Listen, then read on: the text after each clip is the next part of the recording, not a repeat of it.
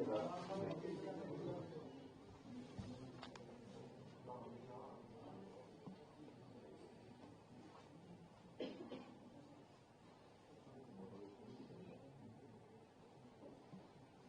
we start? अच्छा, Punjab police ने ਜਿਹੜੇ ਵਲਟੋਹਾ ਪਿੰਡ ਦੇ ਫਾਰਮਰ ਸਰਪੰਚ ਜਰਮਾਲ ਸਿੰਘ ਦੇ ਮਰਡਰ ਨੂੰ ਸੋਲਵ ਕਰ ਲਿਆ ਹੈ ਤੇ ਇਸ ਦੇ ਵਿੱਚ 7 ਗ੍ਰਿਫਤਾਰੀਆਂ ਹੋਈਆਂ। 2 ਗ੍ਰਿਫਤਾਰੀਆਂ ਜਿਹੜੀਆਂ ਰਾਏਪੁਰ ਛੱਤੀਸਗੜ੍ਹ ਤੋਂ ਕੱਲ ਹੋਈਆਂ, 2 ਗ੍ਰਿਫਤਾਰੀਆਂ ਮੋਹਾਲੀ ਦੇ ਵਿੱਚ ਤੇ 3 ਗ੍ਰਿਫਤਾਰੀਆਂ ਤਰਨਤਾਰਨ ਤੋਂ ਅੱਜ ਸਵੇਰੇ ਹੋਈਆਂ। ਸੋ ਇਹਦੇ ਵਿੱਚ ਜਿਹੜੀ ਇਨਵੈਸਟੀਗੇਸ਼ਨ ਤੋਂ ਪਤਾ ਲੱਗਿਆ ਸੀ, ਇਸ ਨੂੰ ਕਾਫੀ ਟੈਕਨੀਕਲ ਲੀਡਸ ਇਸ ਦੀ ਫੋਲੋ ਕੀਤੀ ਗਈਆਂ। ਇਹਦੇ ਵਿੱਚ ਡਿਫਰੈਂਟ ਮੋਡਿਊਲਸ ਯੂਜ਼ ਕੀਤੇ ਗਏ ਸੀਗੇ, ਜਿਹੜੇ ਬਾਹਰ ਬੈਠੇ ਹੈਂਡਲਰਸ ਨੇ ਉਹਨਾਂ ਨੂੰ ਆਪਰੇਟ ਕੀਤਾ, ਜਿਨ੍ਹਾਂ ਨੇ ਵਾਰਦਾਤ ਨੂੰ ਅੰਜਾਮ ਦਿੱਤਾ ਉਹ ਸੈਪਰੇਟ ਮੋਡਿਊਲ ਸੀ। ਲੌਜਿਸਟਿਕਲ ਸਪੋਰਟ, ਵੈਪਨਸ, ਵਹੀਕਲ ਪ੍ਰੋਵਾਈਡ ਕਰਨ ਵਾਲਾ ਮੋਡਿਊਲ ਡਿਫਰੈਂਟ ਸੀ, ਸ਼ੈਲਟਰ ਪ੍ਰੋਵਾਈਡ ਕਰਨ ਵਾਲਾ ਮੋਡਿਊਲ ਡਿਫਰੈਂਟ ਸੀ। ਤੇ ਇਸ ਦੀ ਇੰਪੋਰਟੈਂਸ ਨੂੰ ਵੇਖਦੇ ਹੋਏ commissionerate Amritsar, counter intelligence, AGTF ਤੇ ਪੰਜਾਬ ਪੁਲਿਸ ਦੀ ਸਾਰੀ ਯੂਨਿਟਸ ਨੇ ਮਿਲ ਕੇ ਇੱਕ CCTV ਟ੍ਰੇਲ ਨੂੰ ਸਾਇੰਟੀਫਿਕਲੀ ਟਰੈਕ ਕੀਤਾ ਗਿਆ ਤੇ ਟੈਕਨੀਕਲ ਇਨਪੁਟਸ ਤੋਂ ਬਾਅਦ ਜਿਹੜੇ ਅਸੇਲੈਂਟ ਸੀਗੇ ਉਹਨਾਂ ਨੂੰ ਡਿਫਰੈਂਟ ਥਾਵਾਂ ਤੇ ਮੋਹਾਲੀ, ਦਿੱਲੀ, ਉਸ ਤੋਂ ਬਾਅਦ ਮਹਾਰਾਸ਼ਟਰ, ਨਾਂਦੇੜ ਸਾਹਿਬ, ਬਿਹਾਰ ਦੇ ਵਿੱਚ ਟਰੈਕ ਕੀਤਾ ਗਿਆ। ਸੋ ਅਲਟੀਮੇਟਲੀ ਉਹ ਰਾਏਪੁਰ ਦੇ ਵਿੱਚ ਜਿਹੜੇ ਹੈਗੇ ਤੇ ਇਸ ਦੇ ਵਿੱਚ ਸਾਨੂੰ ਇੱਕ ਇੰਟਰ ਸਟੇਟ ਆਪਰੇਸ਼ਨ ਸੀ ਤੇ ਸਾਨੂੰ Maharashtra police, central agencies, Chhattisgarh police ਤੇ ਕਈ ਹੋਰ ਪੁਲਿਸ ਫੋਰਸਿਸ ਦੀ ਅਸਿਸਟੈਂਸ ਮਿਲੀ। ਸੋ ਇੱਕ ਕੋਆਰਡੀਨੇਟਡ ਮੈਨਰ ਦੇ ਵਿੱਚ ਟੈਕ ਬੇਸਡ ਆਪਰੇਸ਼ਨ ਤੋਂ ਬਾਅਦ ਕੱਲ ਰਾਏਪੁਰ ਦੇ ਵਿੱਚ ਜਿਹੜੇ 2 ਅਕਿਊਜ਼ ਅਰੈਸਟ ਹੋਏ ਸੀਗੇ, ਉਹਨਾਂ ਦੇ ਨਾਂ ਹੈਗੇ ਸੁਖਰਾਜ ਸਿੰਘ ਉਰਫ ਗੰਗਾ, RO ਥੱਕੜਪੁਰਾ ਪੱਟੀ, ਤਰਨਤਾਰਨ, ਤੇ ਸੈਕੰਡ ਅਕਿਊਜ਼ ਇਸ ਕਰਮਜੀਤ ਸਿੰਘ, RO ਵਿਲੇਜ ਪਾਸਨਵਾਲ, ਗੁਰਦਾਸਪੁਰ। ਇਹ ਜਿਹੜੇ ਮੇਨ ਅਸੇਲੈਂਟ ਸੀਗੇ ਜਿਨ੍ਹਾਂ ਨੇ ਗੋਲੀ ਚਲਾਈ ਸੀ। ਸੋ ਇਹਨਾਂ ਨੂੰ ਛੱਤੀਸਗੜ੍ਹ ਪੁਲਿਸ ਦੇ ਨਾਲ, ਉਹਨਾਂ ਦੀ ਹੈਲਪ ਦੇ ਨਾਲ ਕੱਲ ਰਾਏਪੁਰ ਤੋਂ ਅਰੈਸਟ ਕਰਕੇ ਉੱਥੇ ਕੋਰਟ ਦੇ ਵਿੱਚ ਪੇਸ਼ ਕਰਕੇ 14 ਤਾਰੀਖ ਤੱਕ ਦਾ ਉਹਨਾਂ ਨੂੰ ਟ੍ਰਾਂਜ਼ਿਟ ਰਿਮਾਂਡ ਉਹਨਾਂ ਦਾ ਲਿਆ ਗਿਆ ਤੇ ਬਾਈ 에ਅਰ ਉਹਨਾਂ ਨੂੰ ਹੁਣ ਅੰਮ੍ਰਿਤਸਰ ਲਿਆ ਕੇ ਇਨਵੈਸਟੀਗੇਸ਼ਨ ਨੂੰ ਫਰਦਰ ਅੱਗੇ ਲੈ ਕੇ ਜਾਇਆ ਜਾਊਗਾ।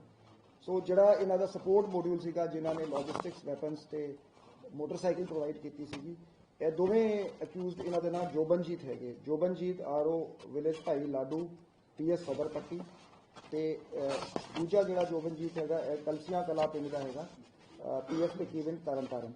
ਸੋ ਇਹਨਾਂ ਦੋਵਾਂ ਨੂੰ ਕੱਲ SSOC ਤੇ ਕਾਊਂਟਰ ਇੰਟੈਲੀਜੈਂਸ ਦੀ ਟੀਮਾਂ ਨੇ ਕੱਲ ਅਰੈਸਟ ਕੀਤਾ ਸੀਗਾ ਤੇ ਫਰਦਰ ਜਿਹੜੀ ਕੱਲ ਇਨਵੈਸਟੀਗੇਸ਼ਨ ਤੋਂ ਲੀਡਸ ਮਿਲੀਆਂ ਉਹਨਾਂ ਨੂੰ ਡਿਵੈਲਪ ਕਰਦੇ ਹੋਏ ਸੋ ਅੱਜ ਤਰਨਤਾਰਨ ਪੁਲਿਸ ਨੇ ਜਿਹੜੇ 3 ਅਕਿਊਜ਼ ਜਿਨ੍ਹਾਂ ਨੇ ਜਿਹੜੇ CCTV ਟ੍ਰੇਲ ਦੇ ਵਿੱਚ ਜਿੱਥੇ ਜਦੋਂ ਫਾਰਵਰਡ ਤੇ ਬੈਕਵਰਡ ਲਿੰਕੇਜ ਦੇ ਵਿੱਚ ਇਹਨਾਂ ਨੂੰ ਟਰੈਕ ਕੀਤਾ ਗਿਆ, ਤਕਰੀਬਨ 110 ਕਿਲੋਮੀਟਰ ਦਾ CCTV ਫੁਟੇਜ ਜਿਹੜਾ ਉਹ ਫੋਲੋ ਕੀਤਾ ਗਿਆ ਤੇ ਉਸ ਦੇ ਵਿੱਚ ਕੁਲਵਿੰਦਰ ਸਿੰਘ ਉਰਫ ਕਿੰਦਾ, ਅਰਮਾਨਦੀਪ ਸਿੰਘ ਤੇ ਹਰਪ੍ਰੀਤ ਸਿੰਘ, ਸੋ ਇਹਨਾਂ ਨੇ ਲੌਜਿਸਟਿਕਲ ਸਪੋਰਟ ਤੇ ਸ਼ੈਲਟਰ ਪ੍ਰੋਵਾਈਡ ਕੀਤਾ ਸੀਗਾ।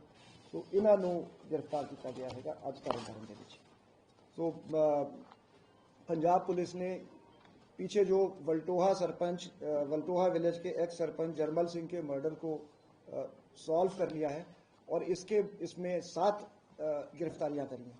जो मेन अक्यूज थे, जो असेलेंट्स थे, उनको छत्तीसगढ़ पुलिस के साथ, सेंट्रल एजेंसीज के साथ ज्वाइंट ऑपरेशन में उन्हें रायपुर छत्तीसगढ़ से अरेस्ट किया गया। उसके साथ सपोर्ट और लॉजिस्टिकल मॉड्यूल में जोबनजीत सिंह, 2 शख्स थे जिनके दोनों के नाम जोबनजीत सिंह थे, उन्हें SSOC मोहाली की टीम ने, काउंटर इंटेलिजेंस की टीम ने उन्हें अरेस्ट किया और इन्वेस्टिगेशन की लीड्स को आगे बढ़ाते हुए आज सुबह तरनतारन ने पुलिस ने कुलविंदर सिंह उर्फ किंदा, RO विलेज कलसिया कला, अरमानदीप सिंह और हरप्रीत सिंह, ये 3 लोग जो CCTV ट्रेल के फॉलोअप में फिगर हुए थे, जिन्होंने शेल्टर प्रोवाइड किया था, इन्हें अरेस्ट किया गया है। तो इस इन्वेस्टिगेशन में साइंटिफिक तरीके से टेक्निकल एविडेंस को फॉलो करते हुए तो जो असेलेंट्स की जो ट्रेल थी वो डिफरेंट स्टेट्स के थ्रू पास हुई और इसमें पुलिस पार्टियां, पंजाब की पुलिस पार्टियां बिहार में, पटना में गईं, नांदेड़ में गईं। उसके बाद असेलेंट्स को ट्रैक किया गया रायपुर, छत्तीसगढ़ में, और लोकल पुलिस की मदद से, सेंट्रल एजेंसीज की मदद से इन्हें लोकेट किया गया और इन्हें कल रायपुर में गिरफ्तार करके जो ये 2 असेलेंट्स थे, सुखराज और करमजीत, तो इन्हें लोकल कोर्ट में पेश करके इनका 14 तारीख तक ट्रांजिट रिमांड लेके इन्हें बाई एयर पंजाब ले आया जा रहा है। और जो 2 सपोर्ट मॉड्यूल के जो 2 जोबनजीत थे, इन्हें मोहाली SSOC ने गिरफ्तार किया है। और आज सुबह जैसा कि मैंने बताया कि 3 अक्यूज्ड ये तरन तारण डिस्ट्रिक्ट में ये गिरफ्तार हुए हैं, जिन्होंने शेल्टर प्रोवाइड किया था। तो ये सारा जो मर्डर था, इसको बाहर बैठे हुए ऑपरेटिव्स ने अंजाम दिया। डिफरेंट मॉड्यूल्स थे, असेलेंट मॉड्यूल अलग था, सपोर्ट मॉड्यूल अलग था, लॉजिस्टिकल मॉड्यूल अलग था, और इसको डिफरेंट लोग अंजाम देते थे। फंडिंग भी इनकी while they were on the run, उस वक्त भी फंडिंग करी गई, वेपन्स प्रोवाइड किए गए, व्हीकल्स प्रोवाइड किए गए। तो एक बड़ा सोफिस्टिकेटेड क्रिमिनल ऑपरेशन था जो पंजाब पुलिस ने जो अनरेवल किया, और इस केस को सक्सेसफुली इस केस को वर्कआउट किया। तो मैं साथ में ये भी बताना चाहूँगा कि हमारे मुख्यमंत्री जी की 0 टॉलरेंस पॉलिसी सरदार भगवंत मान की टुवर्ड्स ऑर्गेनाइज्ड क्राइम है। तो जिस तरह से युद्ध नशे विरुद्ध पे कैंपेन लॉन्च हुआ है, तो पंजाब सरकार ने बहुत जल्द अब ऑर्गेनाइज्ड क्राइम के खिलाफ कैंपेन लॉन्च होगा, जिसमें फोकस ये होगा कि जो ये लोग बाहर बैठे हैं, उन्हें बाहर से लीगल मेथड से उनको लेके आया जाएगा, एक्स्ट्राडिशन या उनकी डिपोर्टेशन कराई जाएगी। जो लोग यहाँ पे बैठे हैं, इस क्राइम को हम एक एंड टू एंड मैनर में, जो पूरा इकोसिस्टम है क्राइम का, उसे आइडेंटिफाई करके उसे बस्ट किया जाएगा।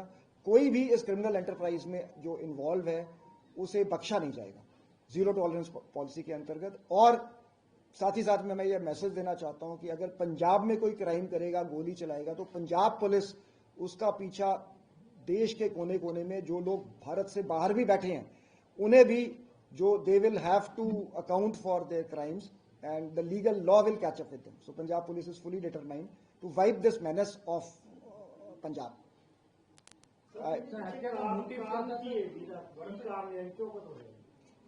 एक हाले इन्वेस्टिगेशन चल रही है, पर जिवें ਜਿਹੜਾ ਇੱਕ ਜਿਹੜਾ ਇਹਨਾਂ ਦਾ ਪ੍ਰਭ ਦਾਸੂਵਾਲ ਜਿਹੜਾ ਮੇਨ ਬੰਦਾ ਹੈ, ਉਸ ਦੀ ਇਹਨਾਂ ਦੇ ਨਾਲ ਰੰਜਿਸ਼ ਸੀਗੀ। ਸੋ ਜਿਹੜੀ ਗੱਲ ਸਾਹਮਣੇ आई।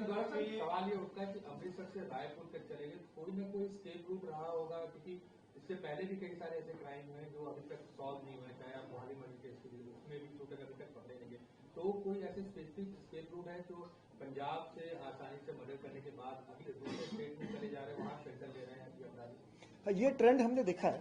ये आपकी बात सही है कि जो इंटर स्टेट जो क्रिमिनल नेटवर्क्स हैं, उसकी वजह से दूसरे स्टेट्स में इन्हें शेल्टर मिल जाता है, और ये मतलब ये कह लें ये इस चीज़ का फ़ायदा उठाते हैं। पर इसको काउंटर करने के लिए हमने बड़े इफेक्टिव तरीके से दूसरी स्टेट्स के साथ कोऑर्डिनेशन किया है। और उस केस में भी मैं बताना चाहूँगा कि मतलब नहीं तो अगर आपको दोबारा चाय पिलाने का मौका नहीं मिलेगा, तो बहुत जल्द जो मोहाली मर्डर केस है वो भी हम क्रैक कर देंगे। हमें बहुत इंपॉर्टेंट क्लूज मिले हैं, तो हमारा कोई भी केस अनसॉल्व नहीं है। अगर आप देखेंगे पिछले साल जो भी हमारे क्राइम्स हुए हैं, हमने 100% सारे केसेस सॉल्व किए। सच्चाई है, लगातार पोस्ट जो कोई भी क्राइम होता है तो उसके बाद पोस्ट आ जाती है, कितनी सही है या फेक डालते हैं, मतलब उसमें क्या सच्चाई है? देखिए, कई बार सही भी होती है, कई बार एग्जैजरेटेड होती है, कई बार एब्सोल्युटली फेक होती है। जैसे स्पेशली जो हमने जो ग्रेनेड वाले मसलों में देखा है कि इंसिडेंट नहीं होता है, तो ये एक साइकोलॉजिकल वॉरफेयर है। अब जैसे 4-5 लोग क्लेम कर देते हैं, इन्वेस्टिगेशन में फिर पता लगता है कि सभी का रोल नहीं है, कुछ लोगों का रोल होता है, कुछ का नहीं रोल होता है, तो वो एज अ ग्रुप क्लेम करते हैं। तो इसकी कोई बहुत ज्यादा रिलायबिलिटी नहीं है जो सोशल मीडिया के क्लेम्स होते हैं। Breach of privilege on you, आपको उसके ऊपर क्या कहना है? स्पेशली जो एआई के ऊपर आप सुनील जाखड़ ने भी कहा है कि सीएम का भी एक वीडियो है, उसका कोई ऑथेंटिफिकेशन हुआ है। तीसरा सवाल है, जो आप लोगों ने एक एफआईआर किया है जिसमें सुखपाल खेड़ा, सुखबीर बादल और बाकी लोगों को नेम किया है, क्या बेसिस है उसका, और क्या आप ऑथेंटिकेशन शेयर करेंगे जो आपके एसीएस मोहाली में आप लोगों ने किया था उसके ऊपर? Ma'am, I cannot comment on ongoing matters, so I will not offer any comments in the matter. DGP साहब ने सर इतना बता दी, जैसे सुनील जाखड़ ने ट्वीट किया है, जो वीडियो की फोरेंसिक जांच हो, इस पे आपको एक चिट्ठी लिखी है, शिकायत दी है, उस पे क्या कहना है? नहीं, मुझे अभी तक कोई चिट्ठी नहीं मिली। अगर चिट्ठी आएगी तो उसको मैं जैसे मैंने पहले भी कहा था कि जो हमारे यहाँ work as per law clearly cut out है, तो डीजीपी का मेन रोल पॉलिसी मेकिंग में होता है। जैसे क्राइम की कह लें डे टू डे, इसीलिए मैंने रिक्वेस्ट करी अपने कमिश्नर साहब को, इन्हें अमृतसर से बुलाया कि अगर सप्लीमेंट्रीज हैं, आपने कोई डिटेल्स पूछने हैं, सो कंसर्न हमारे जो एसएसपी हैं, कमिश्नर ऑफ पुलिस हैं, तो एक उनका जो वर्क एरिया, क्योंकि सभी चीज़ें मेरे संज्ञान में भी नहीं होती हैं, और सभी इस लेवल के स्टेट लेवल पे बहुत सारी चीज़ें जो हैं वो डिस्ट्रिक्ट लेवल पे ही उस पर डिसीजन लिया जाता है। सर, अपोजिशन एलिगेशन लगाता है कि पंजाब पुलिस पॉलिटिकल उसमें काम करती है। जैसे एक वीडियो का मामला है कपिल मिश्रा की, तो एकदम से फॉरेंसिक जो है एग्जामिनेशन हो गई, तो पटियाला वाला इशू आया, उसमें फॉरेंसिक एग्जामिनेशन नहीं हुई, तो अपोजिशन बोल रहा है कि पॉलिटिकली मोटिवेटेड है। नहीं, पंजाब पुलिस बिल्कुल फेयरली मेरिट बेस्ड इन्वेस्टिगेशंस करती है, तो इससे ज़्यादा मैं इस विषय पे नहीं बोलना चाहूँगा। सर, एक दो लेटर्स वायरल हो रही हैं विक्रम मजीठी थ्रेट इश्यूज को लेके, उस पे कोई किया जा रहा है sir? Again, I'll offer no comments on security matters. It will be not appropriate to comment. But sir, आप लोगों ने एफआईआर किया है, तो थोड़ा पब्लिक डोमेन में तो वो बात आनी चाहिए कि किस बुनियाद पे किया गया। Is it basically on tweet of Kapil Mishra? और क्योंकि इस तरह के जहाँ पे हम आईटी एक्ट की बात करते हैं, वहाँ पे क्या, क्योंकि बहुत सारे ट्वीट्स होते हैं, रीट्वीट्स होते नहीं हैं। Ma'am, I would have loved to reply to this, but since the matter has been taken cognizance of by Delhi Vidhan Sabha, so it would not be appropriate to say anything. Will you appear before them? I cannot say anything on the matter. आपको notice मिला है sir वहाँ पे दिल्ली विधानसभा में? I cannot comment on this issue. Sir, regarding this Sarpanch's murder, to come back to the main issue, the thing has been solved, as we say. But there are some lapses which took place. I believe he was protected.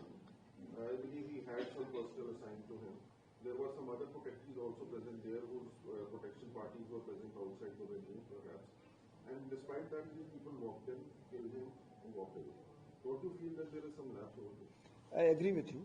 You see, I would rather amplify what Mr. China is saying. Ki yes, once we speak about, in my last press conference, I had said that, I had given figures and said that ki crime has not increased much in Punjab, as murders have gone down. But at the same time, I would agree ki jade strategic crimes hai or high impact crimes. So this crime was a high impact crime, and I fully agree that lapses, if any, would be looked into and punished.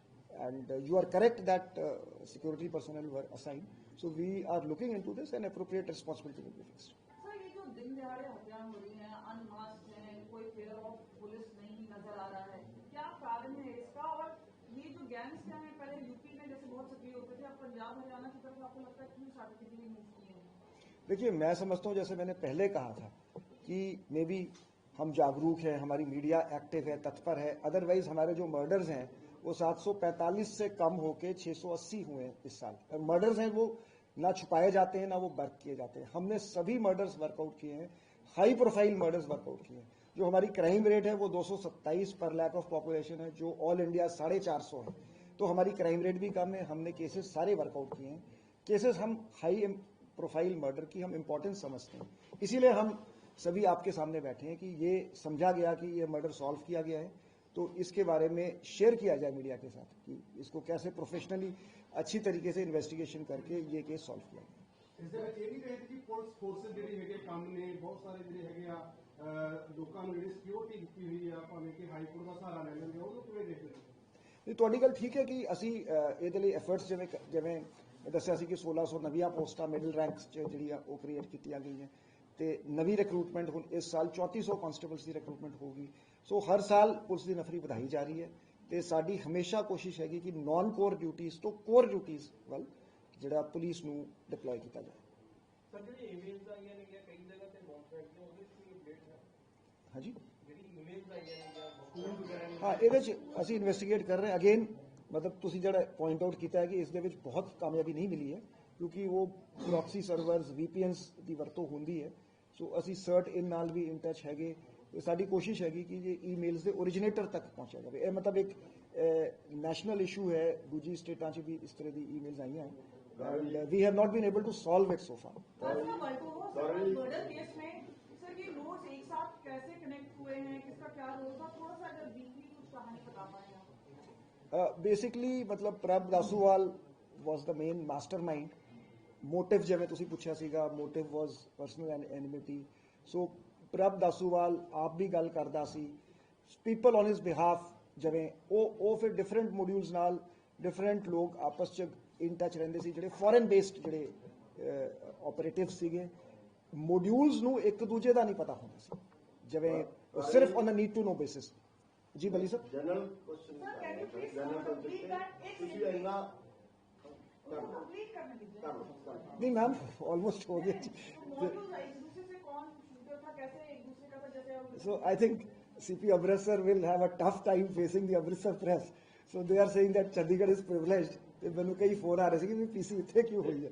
So I think he will go and share some more details, ma'am. Yes. ਇਸ ਵਾਲੇ ਕਿ ਤੁਸੀਂ ਇੰਨੇ weapons ਰੋਜ਼ ਫੜਦੇ ਹੋ, ਇੰਨੇ ਜਿਹੜੇ gangster ਦੇ ਸਪੋਰਟ ਨੂੰ ਫੜਦੇ ਹੋ, ਇਹਨਾਂ ਹਥਿਆਰ ਤੇ ਡਰੱਗ ਵੀ ਫੜਦੇ ਹੋ, ਤੇ ਕੰਟੀਨਿਊਸਲੀ ਉਹਦਾ ਕੋਈ ਲੜੀ ਖਤਮ ਨਹੀਂ ਹੋ ਰਹੀ। नहीं मैं नहीं बली साहब मैं सहमत हाँ। देखो जिवें मैं पहले भी किया सीगा कि ये एक तरीके दी प्रॉक्सी वॉर है।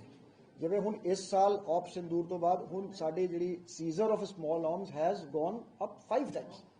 सो that is the challenge we are up against and we are and with the support of central agency सानू लोकां दी बहुत सपोर्ट मिल रही है। इन्फॉर्मेशन इस केस ਨੂੰ ਕਰੈਕ ਕਰਨ ਦੇ ਵਿੱਚ we got lot of information from ਦੀ ਪਬਲਿਕ ਆਲਸੋ। ਦੂਸਰਾ ਸਵਾਲ ਕਿ ਜਿਹੜੀ ਇਹਨਾਂ ਨੇ ਗੱਲ ਕੀਤੀ ਕਿ ਜਦੋਂ ਜ਼ਿੰਮੇਵਾਰੀ ਆ ਜਾਂਦੀ ਹੈ ਉਹ ਕਿ ਜੇ ਅਸੀਂ ਮਾਰਿਆ ਉਹ ਅਸੀਂ ਸਾਰੇ ਜਿਹੜਾ ਮੀਡੀਆ ਹੈ ਅਸੀਂ ਉਹਨੂੰ ਉਹ ਕਰ ਦਿੰਦੇ ਆ ਐਲਿਟੀਜ਼ ਦੀ, ਤੇ ਉਹਨਾਂ ਨੂੰ ਲੈਜੀਟੀਮੇਸੀ ਮਿਲ ਜਾਂਦੀ ਇੱਕ ਤਰ੍ਹਾਂ ਦੀ। ਜਿਹੜਾ ਉਹਨਾਂ ਦਾ ਟੈਰਰ ਹੈ ਕਿ ਹਾਂ ਅਸੀਂ ਮਾਰਿਆ, ਅਸੀਂ ਮਾਰਾਂਗੇ, ਅਸੀਂ ਕਰਾਂਗੇ। ਟੈਰਰਿਜ਼ਮ ਵੇਲੇ ਸੇਮ ਸਿਚੁਏਸ਼ਨ ਅਸੀਂ ਫੇਸ ਕੀਤੀ ਸੀ, ਤੁਹਾਨੂੰ ਵੀ ਯਾਦ ਹੋਣਾ ਕਿ ਅਸੀਂ ਪਹਿਲਾਂ ਸ਼ੁਰੂ 'ਚ ਉਹਨਾਂ ਦੀ ਜ਼ਿੰਮੇਵਾਰੀਆਂ ਛਾਪਣ ਲੱਗ ਗਏ, ਮੈਂ ਉਦੋਂ ਲੀਕ ਸੀਗਾ।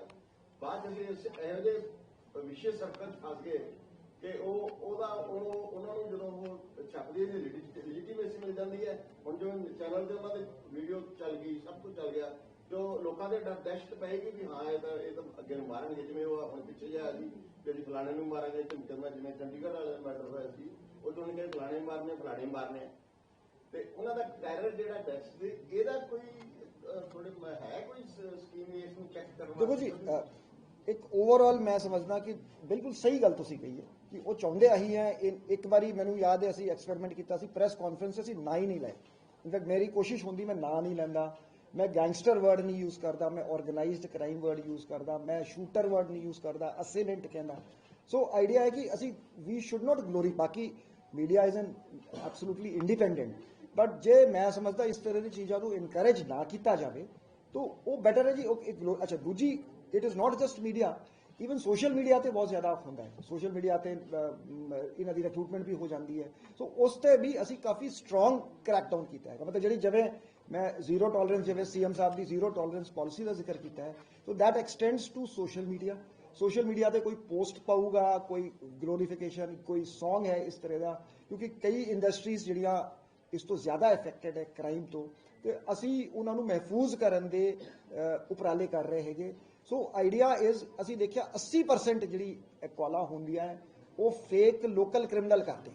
ਸੋ ਮੈਂ ਲੋਕਾਂ ਨੂੰ ਦੁਬਾਰਾ ਅਪੀਲ ਕਰਾਂਗਾ ਕਿ ਤੁਸੀਂ ਖੁੱਲ ਕੇ ਦੱਸੋ, ਪੁਲਿਸ ਕੋਲ ਆਓ। So the only way is to take this head on to bust them. ਜਿਹੜਾ ਬੰਦਾ ਇਸ ਤਰ੍ਹਾਂ ਦਾ ਕ੍ਰਾਈਮ ਕਰਦਾ ਉਸ ਨੂੰ ਪਤਾ ਹੋਵੇ ਕਿ ਮੈਂ ਬਚ ਨਹੀਂ ਸਕਦਾ, ਮੈਂ ਕਿਤੇ ਵੀ ਭੱਜ ਕੇ ਜਾਵਾਂਗਾ, ਪੰਜਾਬ ਪੁਲਿਸ ਸਾਡੇ ਮਗਰ ਜਾਊਗੀ, ਸਾਨੂੰ ਫੜ ਕੇ ਲਾਊਗੀ। This is the message we want to give. Last press conference में भी शायद ये सवाल आया था कि जिस तरीके से कबड्डी प्लेयर्स की हत्या की गई, 2 कबड्डी प्लेयर्स हो चुके हैं, तो क्या कबड्डी प्लेयर्स का भी कोई जो ऑर्गेनाइज क्राइम के साथ कोई रिलेशन होता है? क्योंकि जिस तरीके से उनको टारगेट किया गया, टारगेट क्लीन की गई, तो उनका कोई आपस में कनेक्शन नहीं? जैसे मैंने कहा म्यूजिक इंडस्ट्री है, कबड्डी में क्योंकि काफ़ी इसमें क्राइम की पेनिट्रेशन है, अनऑर्गेनाइज्ड सेक्टर्स हैं, तो इस वजह से वनरेबिलिटी ज़्यादा है। तो मैं तो ये कहूँगा हम विशेष ध्यान देके हम कबड्डी को हम प्रोटेक्शन देंगे, ताकि लोग, जो ये पंजाब का ट्रेडिशनल स्पोर्ट्स है, तो ये अपनी ग्लोरी जो है, इसकी जो प्रिस्टाइन ग्लोरी है, वो रेस्टोर हो सके। Thank you ji. We have arranged a cup of T.